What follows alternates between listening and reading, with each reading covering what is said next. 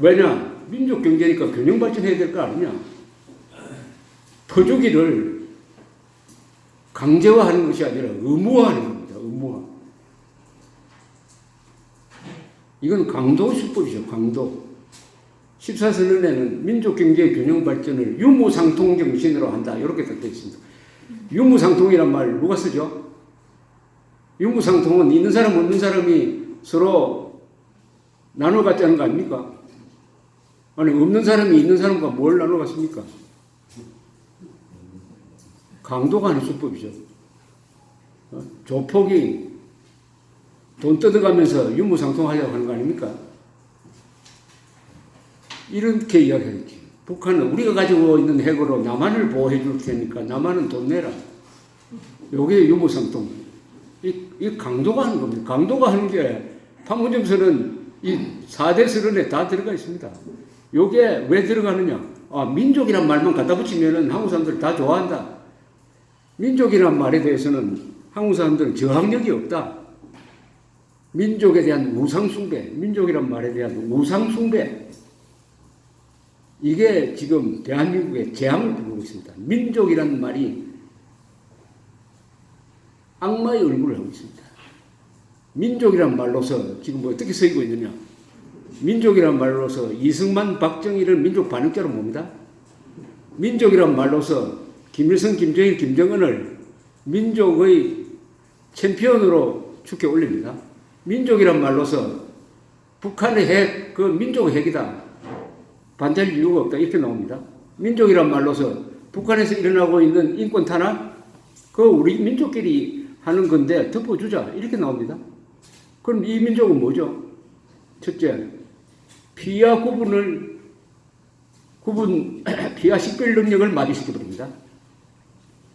선과 악을 구분하지 못하게 마비시켜버립니다. 그 다음에 진실과 거짓을 섞어버립니다. 이런 민족이라는 용어는 흉기입니다. 유령입니다. 지금 한반도 위에 민족이라는 유령이 떠들고 있습니다. 그게 속아 넘어가고 있습니다. 신라의 삼국통일은 민족 반역자들이 한 거다. 신라의 삼국통일을 왜 부정합니까? 대한민국의 정통성을 부정하기 위한 것이죠. 삼국시대가 신라의 삼국통일에 의해서 정리가 됨으로써 한반도에서 같은 언어를 쓰면서 같은 종교를 믿으면서 오랫동안 살다가 보니까 우리가 남이가 하는 생각을 갖게 되었습니다. 이게 민족의식입니다. 민족이라는 것은 한 1000년 동안 같이 살아야 민족의식이 생기는 것이죠.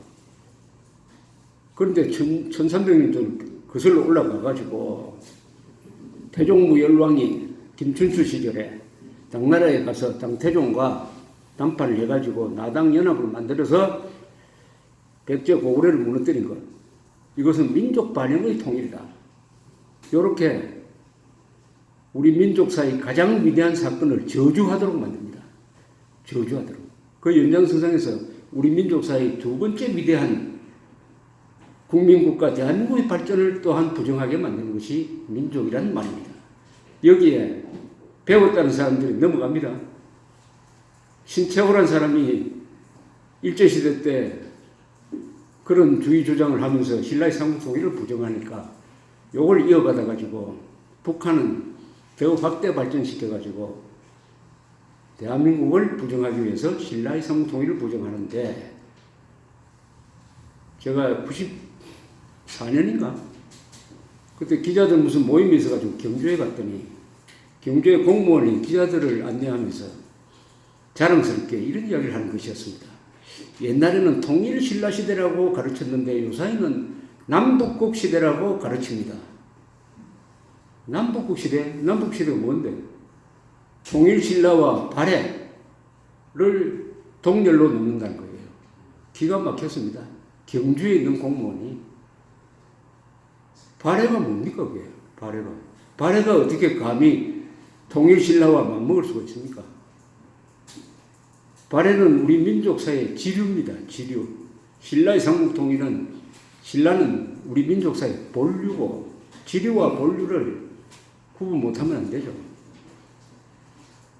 발해는 주민들이 거의 다 말갈 사람들이었습니다. 더구나 발해가 망하고 나서 남은 게 하나도 없어요. 기록도 없고. 그렇게 해야 뭐 발해가 남긴 게 우리 민족사에 들어와가지고 뭐가 남아있어야 그게 신라와 맞먹는 존재로 키울 수가 있는데, 요게 북한식 역사관이 딱 한국에 들어와가지고 발해와 신라를 동일로 놓는 이런 망국적인 역사관이 지금 한국 교과서에 그냥 그대로 옮겨 붙었습니다. 이것도 민족이란 말을 흉기처럼 악용을 하니까 우리 민족사의 가장 위대한 두 사건을 가장 치욕적인 것으로 무너뜨리고 있습니다. 오늘 이승만 박정희 이야기를 제가 많이 하는 것은 이승만 박정희가 결함이 없는 사람이기 때문에 이런 이야기 하는 게 아닙니다. 결함 없는 사람이 어디 있습니까?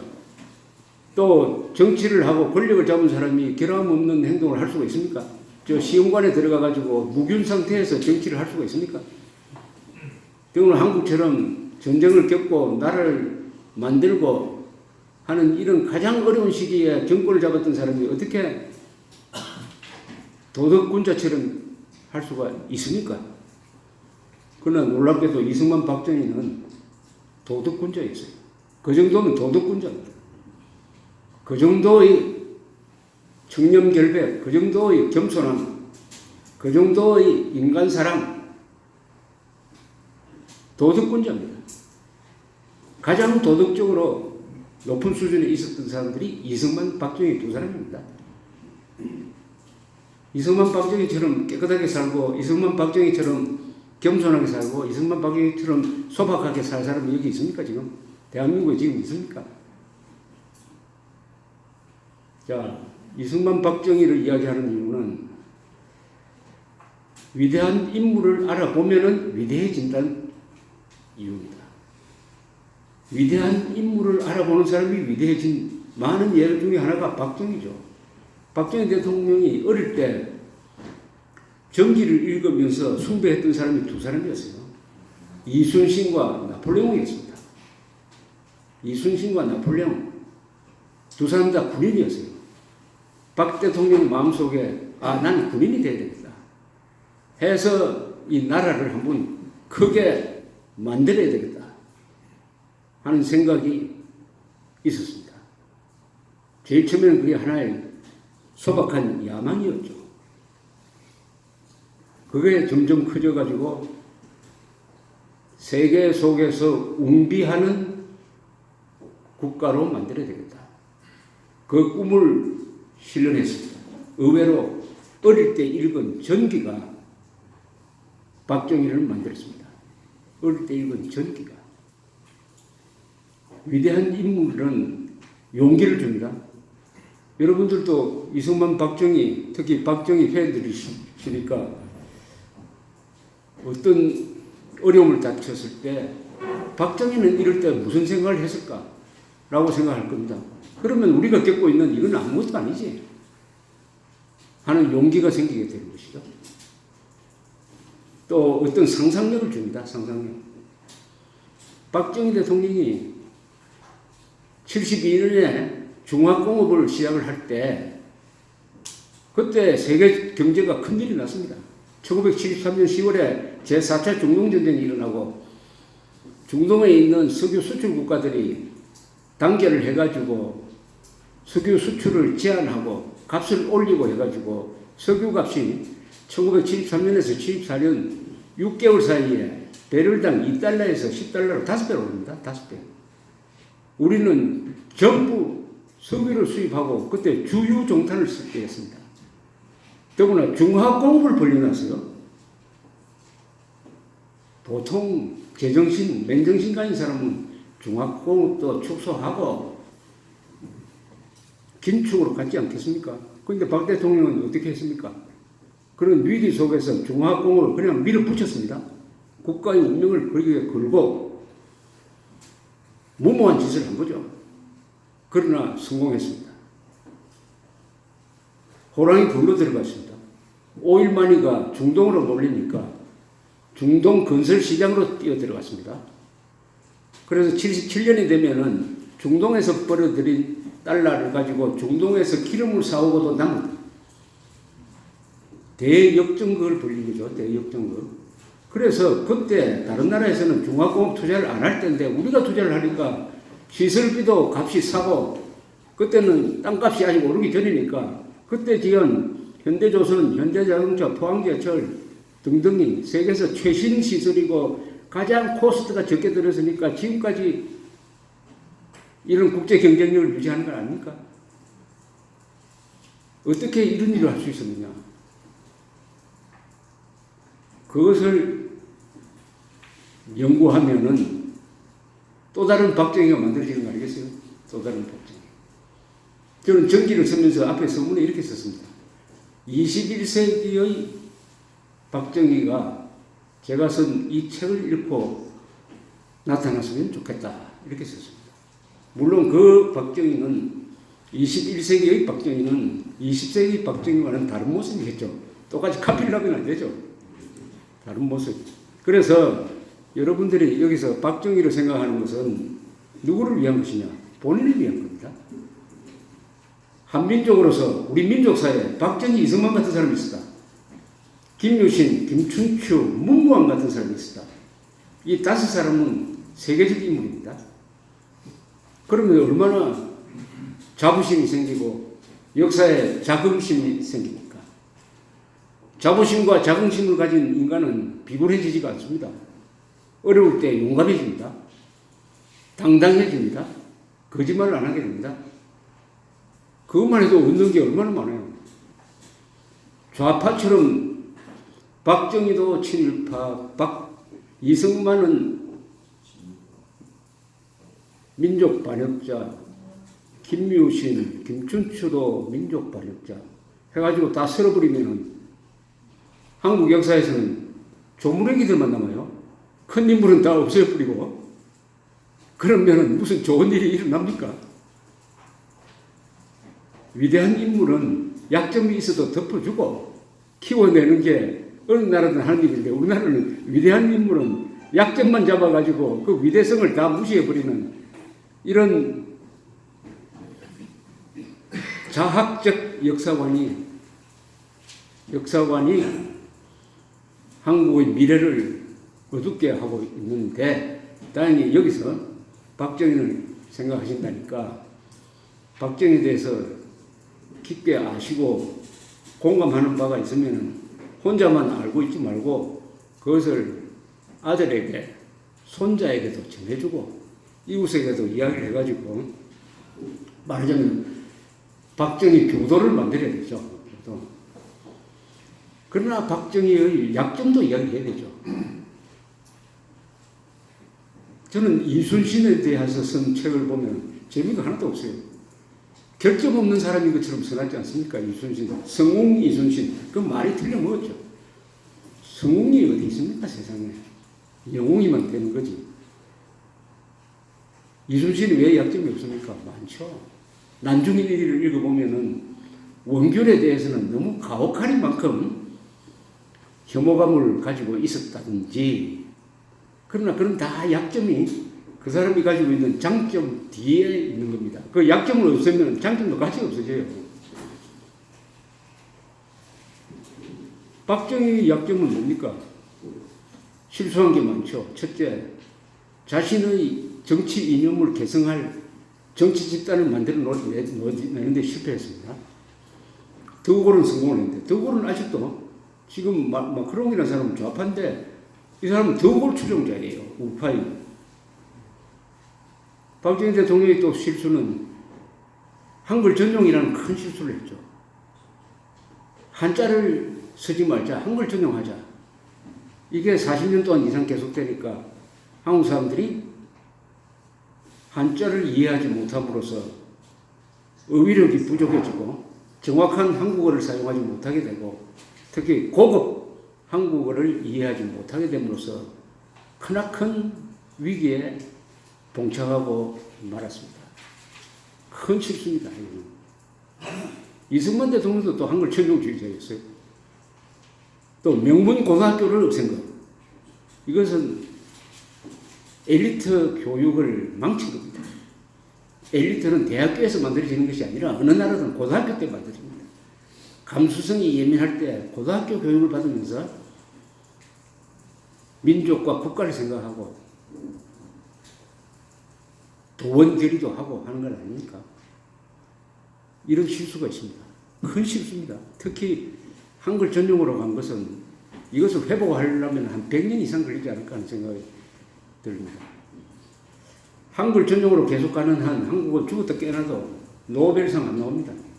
인류국가 불가능할 겁니다. 언어가 얼마나 중요하느냐.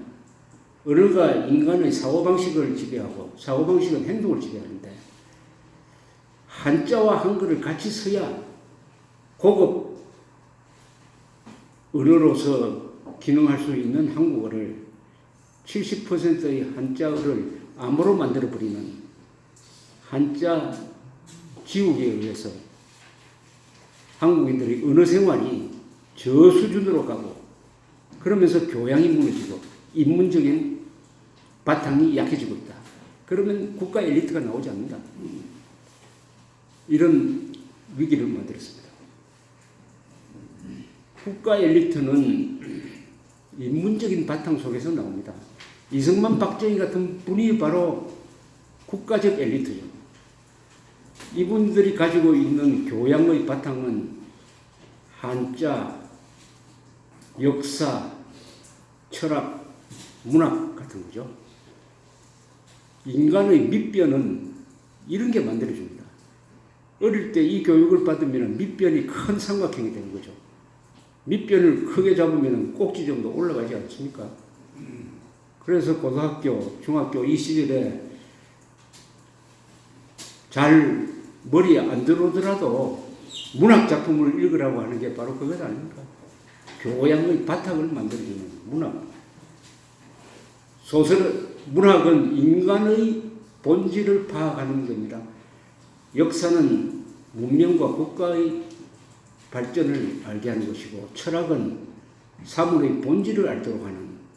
그래서 문사철, 문학, 역사, 철학을 인문을 기본으로 하고 여기에 스포츠, 예술이 덧붙여지면은 어릴 때 인문교육이 완성됨으로써 그 뒤에 성장할 때 아주 큰 사람이 된다. 큰 사람이 된다. 그 교육을 받았던 사람이 이승만, 박정희입니다.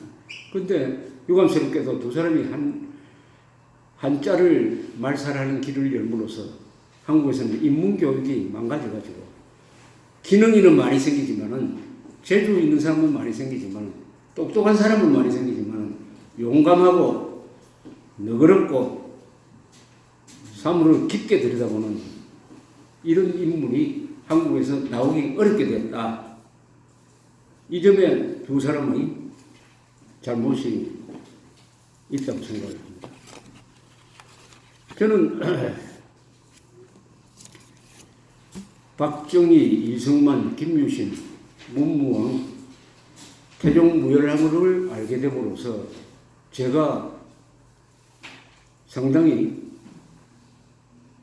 좀 커진 느낌을 받습니다. 동시에 우리 민족사에 대한 자긍심이 커집니다. 저한테 그렇게 도움이 될 수가 없어요. 제가 만약 이승만, 박정희만 알고 김유신, 문무왕, 김춘추를 몰랐다고 한다면 저는 지식 면에서라든지 인간적인 면에서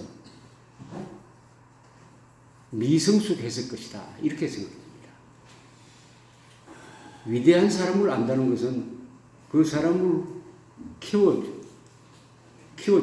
오늘 이 자리에 모신 분들은 이 박정희를 통해서 본인도 그리고 주변 인물들도 위대하게 만들 수 있는 그런 길을 선택을 했다고 생각이 됩니다. 오늘 말씀드린 것은 박정희 대통령은 세계사적 인물이다. 박정희 대통령은 최악의 조건에서 최소한의 희생으로 최단기간 내에 최대의 업적을 남긴 사람이다. 박정희는 현재 진행형이다. 박정희를 요모조모로 연구하면은 어마어마한 교과서입니다. 또 박정희가 구축한 이 문명, 제도, 법치, 이 힘으로 지금 우리가 또 당면하고 있는 이 계급투쟁론자들의 도전을 꺾을 수 있다. 그렇게 하려면은 박정희를 아는 데서 그치지 않고 박정희를 안 다음에 행동으로 옮겨야 된다. 행동으로. 한국 사람들은 옛날부터 공부를 좋아했습니다. 굶으면서도 책 읽고 했습니다. 행동이 부족했어요. 아는 것만큼 행동했으면 조선조가 왜 망했겠습니까? 한국에서는 지금 우파 이분들이 하는 걸 보면은 세미나를 참 많이 해요. 강연을 참 많이 합니다. 그것도 좋죠. 그러나 거리로 뛰어나서 행동하는 것, 인터넷으로 들어가서 막 글 쓰는 것, 유튜브를 해가지고 막 돌리는 것, 이런 행동으로 연결되지 않는 배움이라는 것은 별로입니다. 부지런한 사람이 없어서 망한 나라 없습니다. 똑똑한 사람이 모자라서 망한 나라 없어요. 용감한 사람이 적어서 나라가 망합니다. 용감성이라는 것은 행동이죠. 아는 것만큼 행동해야 됩니다. 박정희는 행동의 천재 아닙니까? 행동. 박정희가 어때 책만 읽고 앉아서 뭐 논평만 했습니까? 그분은 생각하는 만큼 행동에 옮겼습니다. 행동. 더구나 지금 한국이 당면한 가장 큰 문제는 자유를 지키느냐, 자유를 빼앗기느냐죠. 자유가 뭐냐 하는 것은 요사이 이제 우리 국민들이 실감하게 되었을 것이라고 생각합니다. 사유재산의 자유가 이거 위협받는 거 아니냐? 언론의 자유가 이거 위협받는 거 아니냐? 이러다가는 정치, 선거의 자유도 이거 위협받는 거 아니냐? 선거의 자유, 언론 자유, 사유재산의 자유, 요게 3대 자유입니다. 이것이 무너진다. 북한은 여기 하나도 없죠. 우리는 70년 동안의 문명 건설 과정에서 이 3대 자유를 뿌리 내리게 했습니다. 이 자유는 개인의 자유입니다.